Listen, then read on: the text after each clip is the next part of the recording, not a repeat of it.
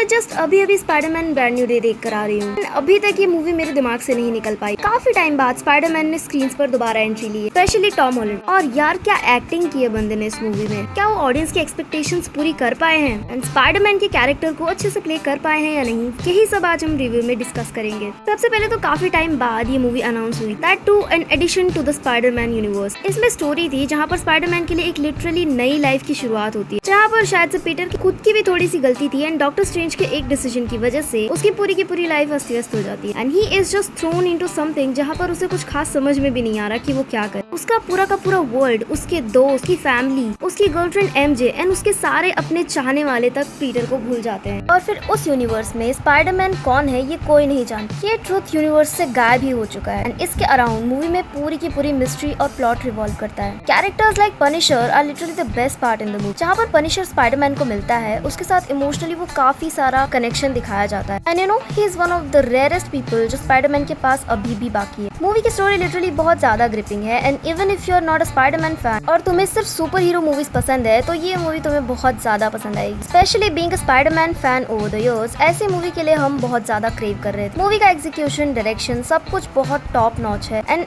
Dustin Daniel क्रेटोन ने जिस तरीके से डायरेक्शन दिया है मूवी में, इट इज आउटस्टैंडिंग। मूवी अपनी प्लॉट पर इतनी स्मूथली चलती है कि हमें पता भी नहीं चलता कि मूवी खत्म कब, जबकि मूवी काफी अच्छी खासी लेंथ की है। लगभग 2.5 घंटे की पूरी मूवी है, उसके बावजूद भी 1 सेकंड के लिए भी आप बोर नहीं होगे बिकॉज सब कुछ इतने अच्छे से एग्जीक्यूट किया गया है। नेगेटिव कैरेक्टर्स में हमें लिजर्ड जैसे विलन्स देखने को मिलते हैं जो कि मूवी के फर्स्ट हाफ में लिटरली स्पाइडरमैन एंड टीम की बैंड बजा देते। यू नो व्हाट, स्पाइडरमैन को इन सब चीजों से डील करते हुए देखना, फिर उसका पोस्ट डिप्रेशन एरा जहाँ पर एमजे उसको भूल जाती है, इस दुख में वो बेचारा बंदा कहाँ यहाँ वहाँ घूमता रहता है। उसके बाद अपने पीटर पार्कर की जिंदगी में कुछ ऐसे इवेंट्स होने लगते हैं जहाँ पर बेचारे को डिप्रेशन से निकलने का मौका भी नहीं मिला था पूरा, और वहाँ पर बस नए धमाके उसके ऊपर होना चालू हो जाते हैं। इतने सारे अटैक्स, कॉन्स्टेंटली नई प्रॉब्लम्स उसकी लाइफ में आती रही। कई मोमेंट्स पे तो ऐसा लगता है कि बस करो यार, अब कितने दुख दोगे बंदे को, इतना तो दुख कोई सह भी नहीं पाता। बट यही तो स्पाइडरमैन के कैरेक्टर की स्ट्रेंथ है, चाहे कितनी भी मुसीबत आ जाए वो अपना फर्ज कभी नहीं भूलेगा and literally you can see that he is not able to take. कई सारे मोमेंट्स पे आपको ऐसा लगता है that he is not able to take but he has to, क्योंकि उसे पता है कि स्पाइडरमैन के ऊपर कितने सारे लोग डिपेंडेंट। मूवी के फाइनल एंड में हमें एक सीन दिखाया जाता है जहाँ पर पूरा न्यूयॉर्क सिटी स्पाइडरमैन को चीयर कर रहा होता है। वहाँ पर पीटर पार्कर बाहर आता है and just see how people have literally celebrated and lived for Spiderman through all these years, जबकि उसकी इतनी बड़ी इमेज पब्लिक में बन चुकी। तो स्पाइडरमैन को भुलाना तो नामुमकिन है, लेकिन हमें एज ऑडियंस ये सारा बोझ उठाकर जिंदगी भर चलना पड़ेगा दैट पीटर पार्कर कोई आइडेंटिटी इस दुनिया में नहीं रखता and this is literally so sad and honestly वो इस चीज से कैसे रिकवर करेगा,